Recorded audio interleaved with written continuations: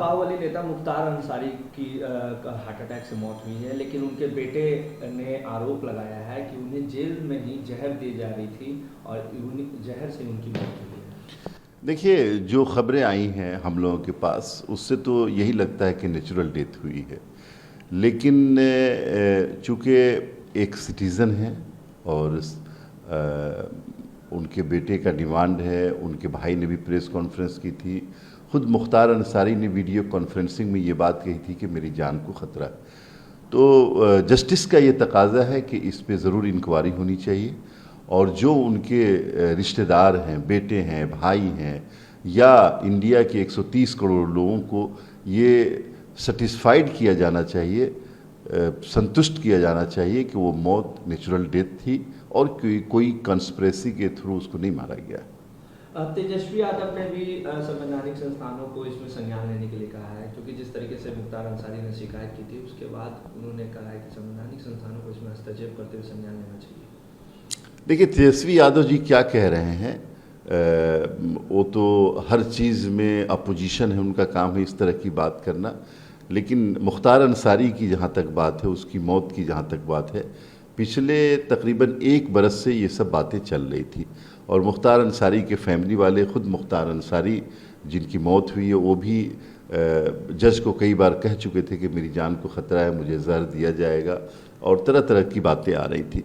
तो natural justice का तकाजा है कि उनके परिवार को संतुष्ट करने के लिए, देश के 130 करोड़ लोगों को संतुष्ट करने के लिए कि ये मौत नेचुरल है और इस पर कोई कॉन्स्पिरेसी नहीं हुई है, इंक्वायरी तो होनी चाहिए। लगातार जिस तरीके से अरविंद केजरीवाल पे कार्रवाई हो रही है, 1 अप्रैल तक ईडी के हिरासत में रहने की अनुमति दी गई है, लेकिन विपक्ष के तमाम नेता ये कह रहे हैं कि ईडी के जरिए सिर्फ और सिर्फ विपक्ष को कमज़ोर किया जा रहा है और यही कारण है कि अरविंद केजरीवाल को अंतरिम रिहाई नहीं दी जा रही है और सब जगह जो बीजेपी के मुख्य कार्यालय हैं वहाँ पे विपक्ष का विरोध प्रदर्शन किया जाएगा। देखिए, दिल्ली हाई कोर्ट ने अरविंद केजरीवाल जी को अंतरिम राहत देने से मना कर दिया, बिल नहीं दिया है। मुझे लगता है कि कोर्ट सबसे अच्छा प्लेटफॉर्म है जहां हम अपनी बेगुनाही साबित कर सकते हैं और अरविंद केजरीवाल जी जो चैम्पियन हैं एंटी करप्शन मूवमेंट के, उनको ये चाहिए कि हाई कोर्ट को ये मुतमईन करें कि मैं करप्ट नहीं हूँ और मुझे फंसाया जा रहा है। बाकी दूसरे प्लेटफॉर्म पे बात कहेंगे तो यही कहा जाएगा कि आप अपोजिशन में इस तरह की बातें कर रहे हैं। जुडिशरी को सेटिस्फाइड कीजिए, मुतमईन कीजिए, देश खुद मुतमईन हो जाएगा। इधर उधर बात करने से बेहतर है कि आप करप्ट हैं या नहीं हैं, ये दिल्ली हाई कोर्ट और जो हमारी अदलिया है, जो हमारी जुडिशरी सिस्टम है, उसके सामने आप अपनी बेगुनाही साबित करें।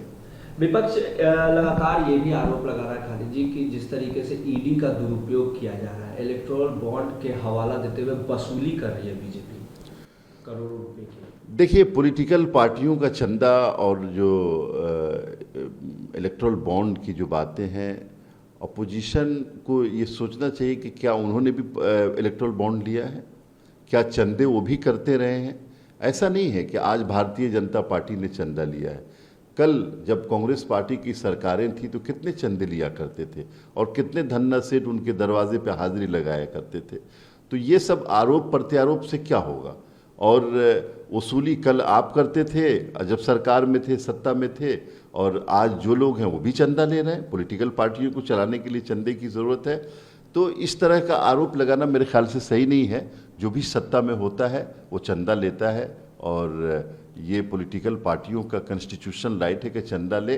अब उसको आप वसूली का नाम दे रहे हैं। कल तक आप भी वसूली और उगाही किया करते थे और किससे किससे किया करते थे उसकी भी लिस्ट आ जाएगी बहुत जल्द आपके सामने। महागठबंधन में सीट को लेकर काफ़ी खींचतान देखने को मिली थी, लेकिन सीटों का बंटवारा हो गया। 26 सीटों पे आरजेडी लड़ी है, 9 पे कांग्रेस और 5 पे वामदल। किस तरीके से देख रहे हैं कि क्या लड़ाई जो आप लोगों का है कि 400 पार हमारा होगा, बिहार की 40 सीटें होगी, तो क्या लड़ाई दिखेगी? देखिए, राष्ट्रीय जनता दल ने 26 सीटें ली और 26 सीटों में ज़्यादातर सीटों की बोली लगाई गई कि कौन कितने पैसे दे रहा, उसी हिसाब से सीटें दी। न मुसलमान का बेटा बेटा नजर आता है। लालू यादव जी के सामने सिर्फ उनका परिवार है और बिहार में सिर्फ एक बेटा है जिसका नाम तेजस्वी यादव है, जिसका नाम तेज प्रताप है, और उनकी बेटियां ही उनकी बेटी, बाकी किसी से उनको कोई मतलब नहीं। पप्पू यादव जी हों या कन्हैया कुमार जी हो या शहाबुद्दीन साहब के बेटा हों या तस्लीमुद्दीन साहब के बेटा हों, जिन लोगों ने राष्ट्रीय जनता दल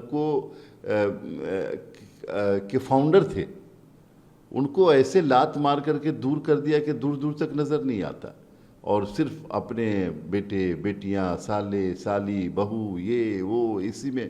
तो यही तो लड़ाई है कि आप अपने बिहार को लूट करके, बिहार की सियासत को लूट करके अपने परिवार को बढ़ा रहे हैं, और हम लोग नीतीश कुमार पूरे बिहार को अपना परिवार मान रहे हैं।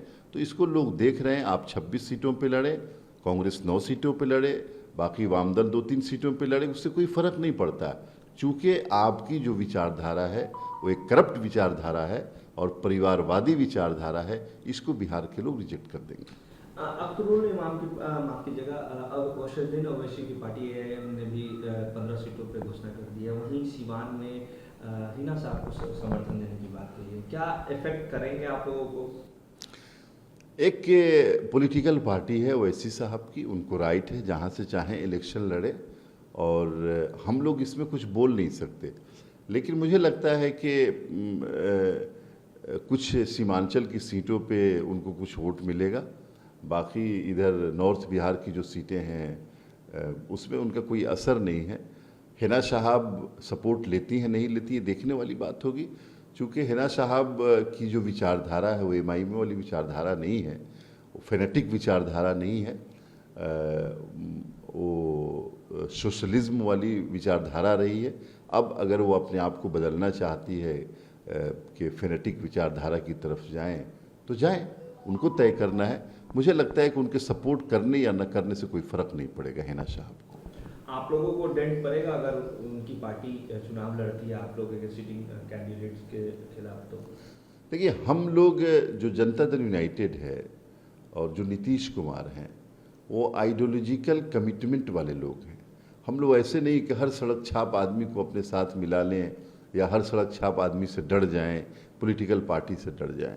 बहुत ही कमिटमेंट के साथ राजनीति करते हैं, और कमिटमेंट है बिहार को आगे बढ़ाने का और समाजवाद का जो नज़रिया उसको ज़मीन पे उतारने का। तो हम लोग क्या फ़र्क पड़ेगा ऐसे लोगों से, फेनेटिक लोगों से? नहीं, कोई फ़र्क नहीं पड़ सकता हमको।